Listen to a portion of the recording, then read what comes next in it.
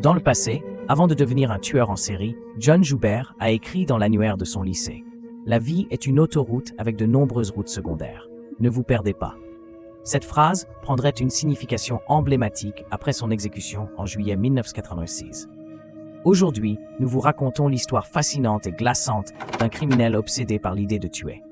Sa soif de meurtre l'a mené loin, jusqu'à ce qu'il se perde totalement sur la voie funeste qu'il avait empruntée. Pour tous ceux impliqués dans les enquêtes, ces crimes étaient comme un long cauchemar, dans lequel un terrible monstre ou démon ne leur permettait pas de se réveiller de sitôt.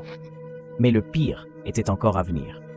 Alors, n'oubliez pas de mettre un j'aime sur cette vidéo, d'activer la cloche des notifications et de rester avec nous jusqu'à la fin pour découvrir tous les détails glaçants de cette histoire qui a marqué les esprits.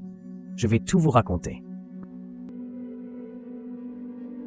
Le 5 octobre 1971, le long de l'autoroute Ortega, dans le sud de la Californie, un corps fut découvert. Le niveau de décomposition était suffisamment avancé pour qu'aucune analyse ne puisse être effectuée sur place.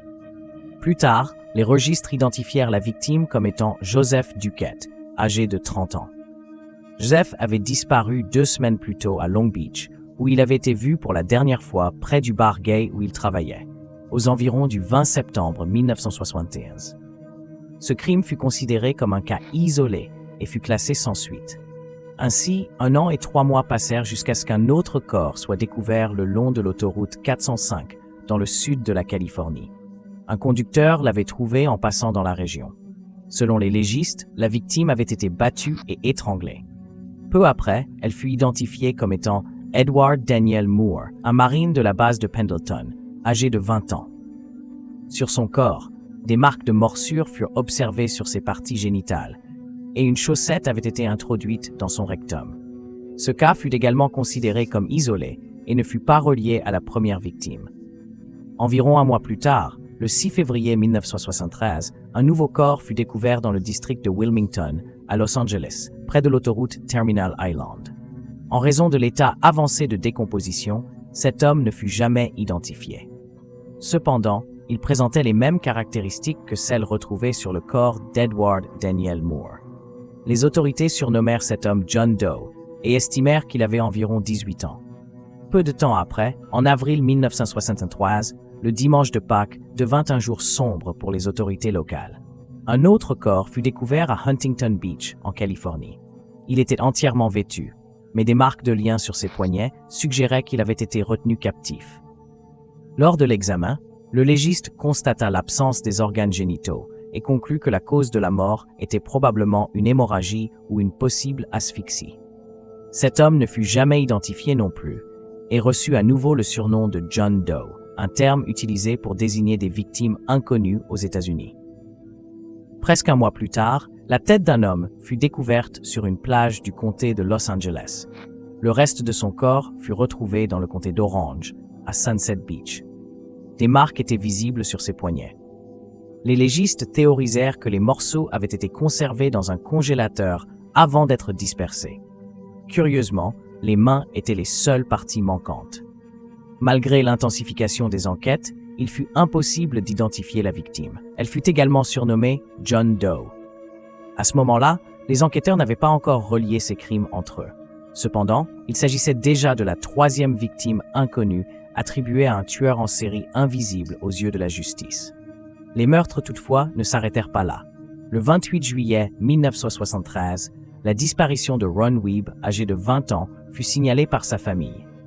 Peu après, son corps fut retrouvé le long de l'autoroute 405, près de Seal Beach, dans le comté d'Orange. Selon les légistes, Ron avait probablement été suspendu la tête en bas avant d'être tué. Son corps présentait les mêmes caractéristiques que celles des autres victimes, mais il comportait en plus des morsures sur l'estomac et les parties génitales. La cause de la mort fut attribuée à un étranglement et une chaussette fut retrouvée dans son rectum. Les mois suivants restèrent silencieux jusqu'au 29 décembre 1973, lorsque le corps de Vincent Cruz Mestre, âgé de 23 ans, fut découvert dans une zone montagneuse de San Bernardino, en Californie. Comme Ron Weeb, il était vêtu mais pieds nus, et une de ses chaussettes avait été insérée dans son rectum. La tête de Vincent avait été récemment rasée, et ses mains avaient été coupées. À cette époque, les enquêteurs avaient déjà des doutes sur une possible connexion entre ces crimes. Cependant, le tueur sembla disparaître jusqu'au 1er juillet 1975. Ce jour-là, le corps de Malcolm Eldino Irons, âgé de 20 ans, fut retrouvé le long de l'autoroute 406, dans l'ouest du comté d'Imperial. Malcolm avait un profil différent. Il était chauffeur de camion au chômage, récemment arrivé d'Alabama. Lorsque son corps fut retrouvé, il était disposé avec les jambes écartées, comme un message d'insulte envers les autorités. Ses organes génitaux manquaient. 3 semaines plus tard, à la fin du mois, Roger Dickerson, âgé de 18 ans, informa ses amis dans un bar de San Clemente qu'il avait trouvé un conducteur pour se rendre à Los Angeles. Roger, un marine récemment diplômé, ne donna pas le nom du conducteur à ses amis. Peu après, son corps fut retrouvé sodomisé, avec des marques de morsures, dans un terrain de golf à Laguna Beach, dans le comté d'Orange. Quelques jours plus tard, le 3 août 1964, le corps d'un autre homme fut découvert dans un champ pétrolier à Long Beach. Ce jour-là, il fut identifié comme étant Thomas Paxton Lee, âgé de 25 ans, un serveur local qui, selon les enquêtes, fréquentait souvent des bars gays de la région. 9 jours plus tard, le corps de Gary Wayne Cordova, âgé de 23 ans, fut retrouvé entièrement vêtu, mais pieds nus, le long d'une autoroute dans le sud du comté d'Orange. Sa mort fut attribuée à une overdose d'alcool associée à du Valium. 3 mois passèrent sans incident jusqu'au 29 novembre 1964, lorsqu'un corps nu fut découvert dans la ville d'Irvine, en Californie. La victime, identifiée comme étant James Day O'Rives, âgé de 19 ans, avait disparu le jour de Thanksgiving. Sa mort fut l'une des plus violentes. Une branche d'1,50 m avait été insérée dans son rectum. Le tueur avait également disposé le corps avec les jambes écartées, choquant les autorités. Lorsque James fut identifié comme étant gay, les enquêteurs théorisèrent qu'un tueur en série ciblait les routiers et les clients de bars gays. Cependant, cette théorie fut écartée lorsque le corps de John Veras, âgé de 17 ans, fut retrouvé flottant à Sunset Beach. John, la victime la plus jeune, avait disparu après être sorti pour essayer ses nouveaux patins. Son corps fut retrouvé avec une estaca insérée dans son rectum. La cause de la mort fut attribuée à un étranglement, avec un niveau modéré d'alcool retrouvé dans son système. Quelques empreintes furent observées sur le sable, là où il avait supposément été transporté. Selon les enquêteurs, il ne s'agissait pas seulement d'un tueur, mais de 2 criminels organisés. Alors que les enquêteurs présentaient les résultats de leurs recherches à leurs supérieurs, un nouveau corps apparut. Le 17 janvier 1975, le corps de Craig Victor Jennette, âgé de 21 ans, fut retrouvé par des ouvriers du bâtiment près de l'autoroute Pacific Coast, à Long Beach, en Californie. Craig était entièrement vêtu et la cause de la mort fut attribuée à un étranglement. De plus, il fut remarqué qu'il portait 2 pantalons, l'un par-dessus l'autre. Jusque-là, cette victime était considérée comme la plus propre du supposé tueur. Peu à peu, les autorités de Californie réalisèrent qu'il serait impossible de mener une enquête sans relier cette série de meurtres. Face à cette situation, une chasse à l'homme allait commencer.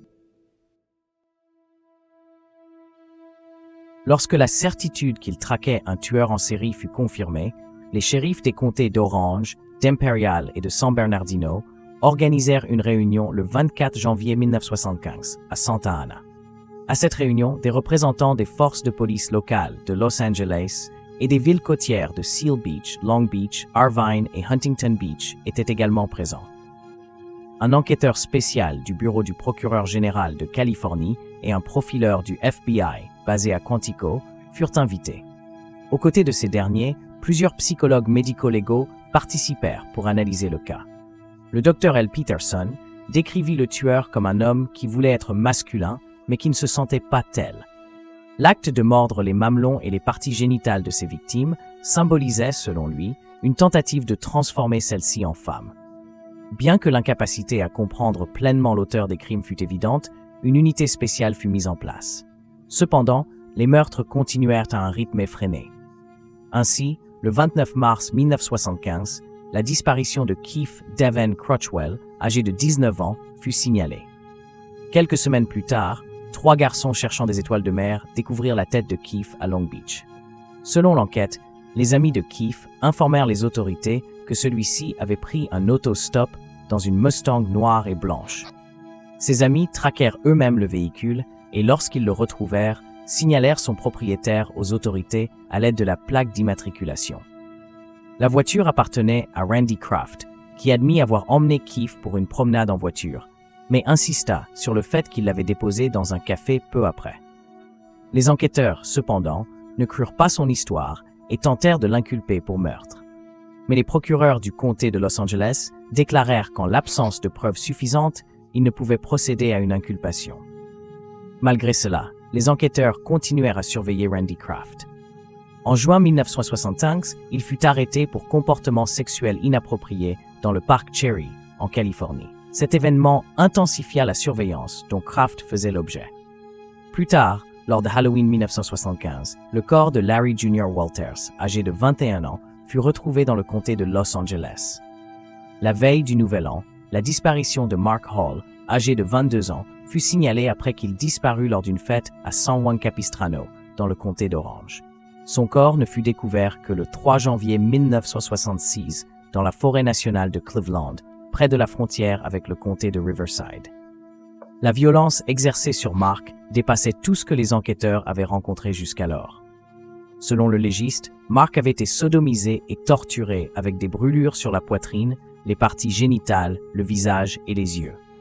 Ses parties génitales avaient également été coupées et insérées dans son rectum. La quantité d'alcool trouvée dans son organisme était suffisante pour avoir pu provoquer sa mort. Dans les mois qui suivirent, une série de meurtres impliquant de jeunes hommes commença. Les corps étaient placés dans des sacs poubelles avant d'être jetés.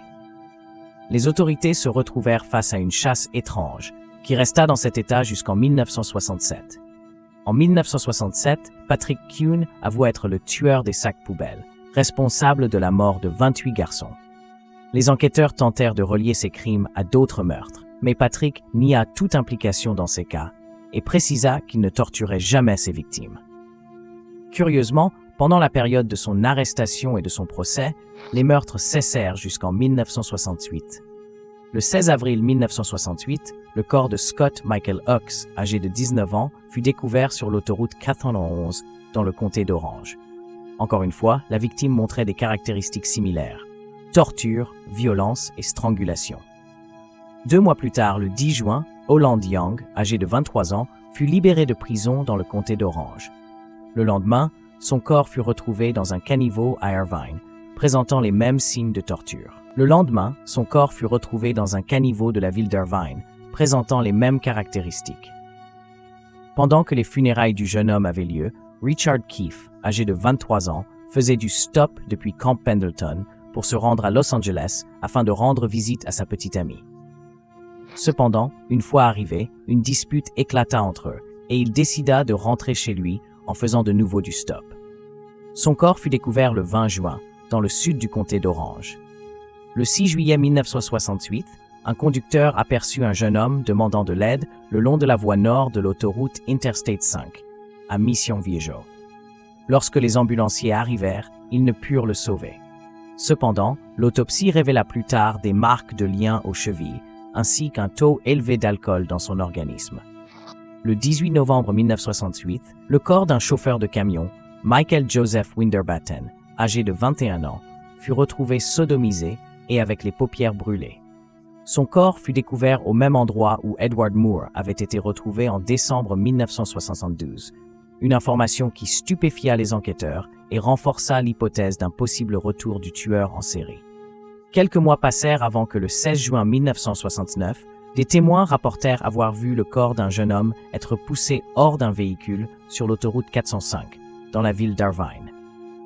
L'autopsie révéla que la victime présentait des marques de séquestration, une overdose d'alcool et d'analgésiques, ainsi qu'une strangulation. La victime fut identifiée comme Donald Harold Kriesel, âgé de 20 ans. Dans les mois qui suivirent, des dizaines de nouvelles victimes furent retrouvées en 1969. Toutes présentaient des signes de coups, de violences sexuelles et de strangulation. Parmi elles, Donald Aden, âgé de 15 ans, avait été vu pour la dernière fois à Hollywood en août 1969. Son corps fut retrouvé le 27 août par des ouvriers du bâtiment, sodomisé et étranglé dans une benne à ordures. Le 9 septembre 1969, David Murillo, âgé de 17 ans, disparu après avoir pris un autostop sur l'autoroute 101. 2 jours plus tard, son corps fut retrouvé sur le bas-côté d'une route. David présentait des signes de coups, de violences sexuelles et de strangulation. Face à l'augmentation massive des meurtres de jeunes hommes fréquentant des bars gays, les propriétaires de ces établissements commencèrent à partager les photographies des victimes, souvent surnommées John Doe.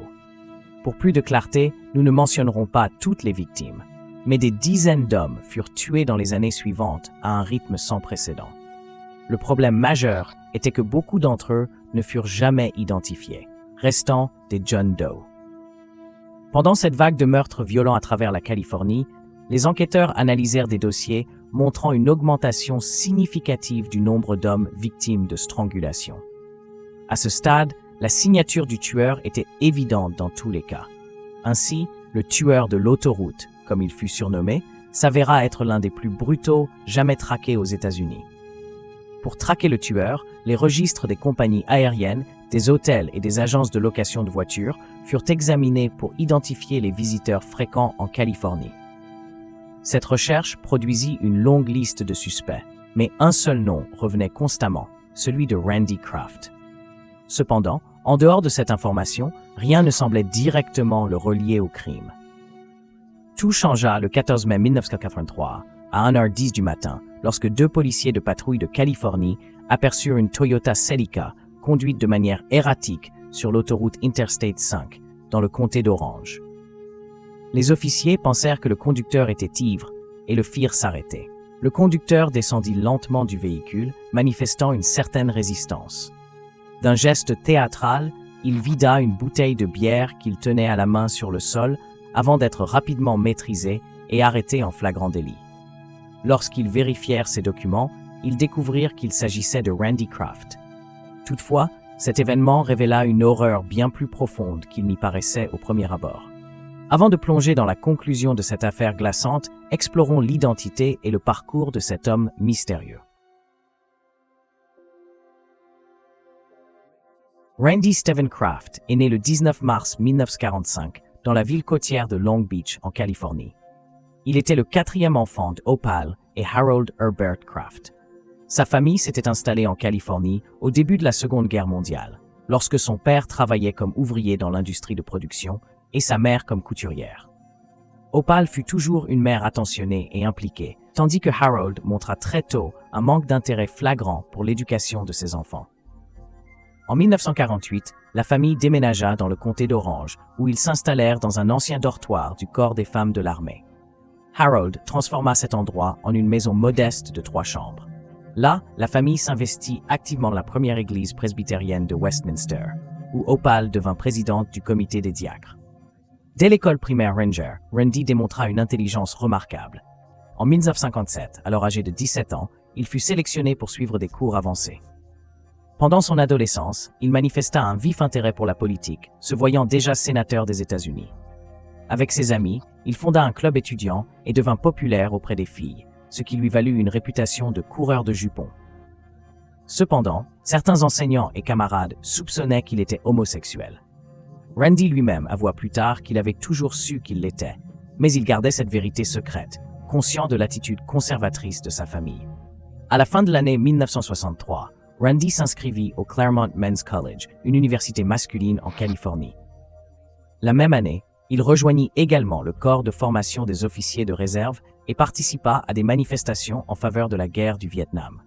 Toutefois, il confia plus tard que ses actions étaient hypocrites, uniquement motivées par le désir de plaire à ses parents.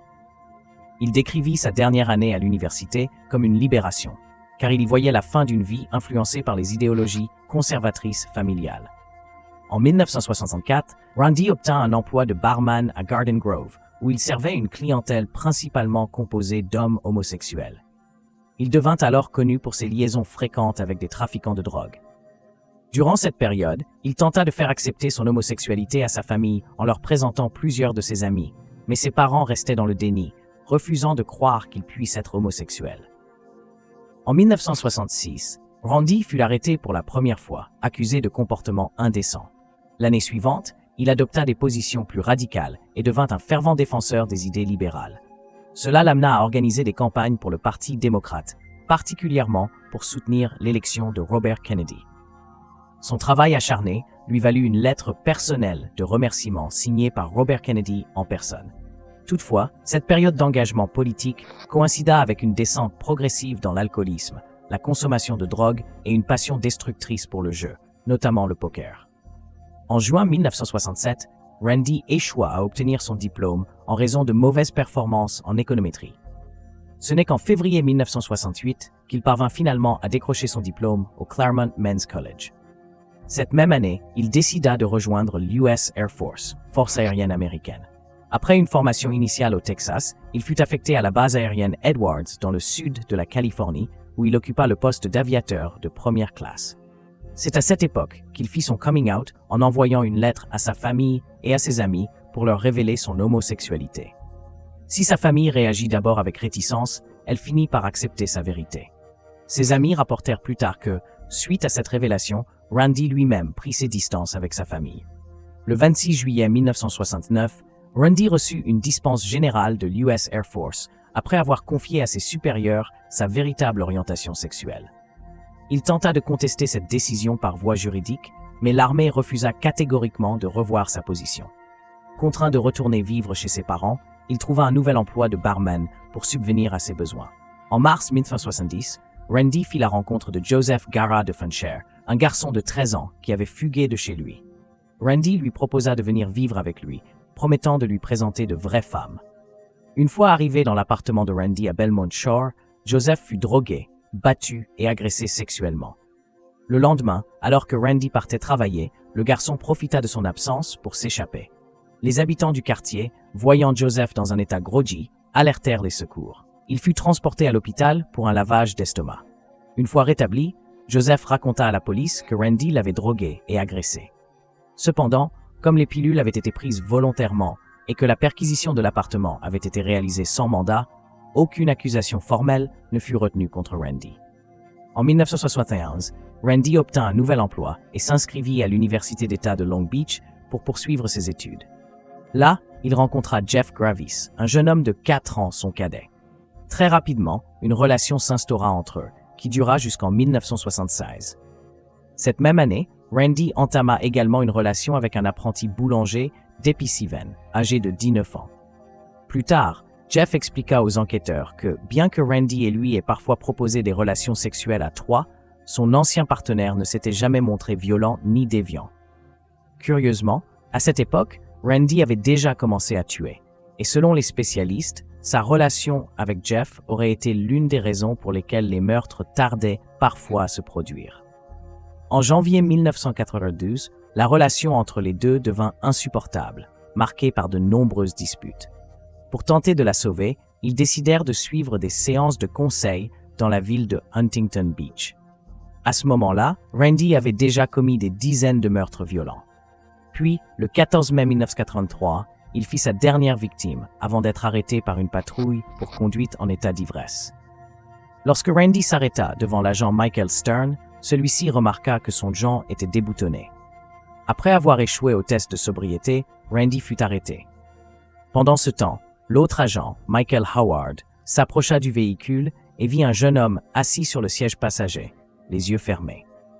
Autour de ses pieds se trouvaient plusieurs bouteilles de bière ainsi qu'un flacon de comprimé ouvert. En tentant de vérifier son pouls, Michael réalisa que le jeune homme était mort, une marque de pression visible autour de son cou. En retirant une veste qui le recouvrait partiellement, il remarqua également des marques de ligotage sur ses poignets. Randy fut immédiatement placé en détention sous l'accusation de conduite sous l'influence de l'alcool et une fouille du véhicule fut effectuée. Sur le siège arrière, les agents découvrirent une ceinture, de l'alcool, des tranquillisants, des médicaments et remarquèrent que la moquette du siège passager était tachée de sang. Le rembourrage fut envoyé pour analyse, confirmant qu'il s'agissait de sang humain. Sous la moquette, les agents mirent au jour une enveloppe contenant plus de 50 photographies de jeunes hommes dans des poses pornographiques, certains semblant morts ou inconscients. Une perquisition fut organisée au domicile du suspect, où les enquêteurs retrouvèrent des vêtements et des effets personnels appartenant à plusieurs jeunes hommes assassinés au cours des 10 dernières années. Certaines fibres correspondaient aux traces retrouvées sur la victime Scott Higgs, tué en 1968. Parmi les photographies retrouvées, 2 montraient Eric Church et Roger DeVolvo assis dans la voiture de Randy. Sur l'une d'elles, une marque de strangulation était clairement visible autour du cou de Roger. La victime retrouvée dans le véhicule fut plus tard identifiée comme étant Terry Lee Gambra, un marin âgé de 25 ans, mort par strangulation. Au domicile de Randy, les enquêteurs découvrirent également une liste de la mort, une feuille codée en 2 colonnes avec 30 éléments énigmatiques à gauche et 31 à droite. Les enquêteurs théorisèrent qu'il s'agissait d'une liste chiffrée des victimes de Randy. Dans certains éléments, il avait écrit 2 en 1 hit et JR2, des termes faisant référence à des meurtres doubles. Le 2 en 1 hit correspondait notamment aux assassinats de Geoffrey Nelson et Roger DeVolvo en 1983. En déchiffrant la liste, les autorités établirent un bilan final de 67 victimes, dont 22 n'ont jamais été identifiées. Le 16 mai 1983, Randy fut accusé du meurtre de Terry Lee Gambra. Le 8 septembre, plus de 700 témoins furent entendus et plus de 250 preuves physiques démontrèrent sa culpabilité dans plus de 15 meurtres commis entre 1972 et 1983. À la fin de cette même année, Randy fut formellement accusé de ces 15 meurtres, ainsi que de 2 accusations de sodomie et une d'émasculation. Toutefois, cela ne marquait que le début de la fin d'une affaire qui entrait longtemps tous ceux qui y avaient participé. Le procès de Randy Kraft a commencé le 26 septembre 1988 dans le comté d'Orange. Le juge Donald McCartin présida les audiences et l'accusation présenta plus de 160 témoins et plus de 1000 preuves, notamment des taches, des cheveux et des fibres retrouvées dans la résidence de Randy ainsi que sur plusieurs scènes de crime. Des empreintes digitales retrouvées sur certaines victimes furent également reliées directement à Randy. L'accusation présenta également de nombreuses photographies des victimes, ainsi que des reçus et des registres de voyage prouvant que Randy se trouvait au même endroit où les corps avaient été découverts. La défense, en revanche, décrivit Randy Kraft comme un homme honnête, travailleur et membre actif de la communauté. Elle réussit aussi à démontrer que plusieurs preuves présentées par l'accusation étaient circonstancielles. Selon les avocats de la défense, les hommes assassinés étaient certes victimes d'un tueur, mais pas de Randy Kraft. Ils connectèrent même certaines des victimes à d'autres tueurs en série ayant agi à la même époque que Randy, comme William Bonin et Patrick Kearney, tous 2 surnommés tueurs de l'autoroute. Le procès dura si longtemps qu'il fut considéré comme le plus coûteux de l'histoire du comté d'Orange.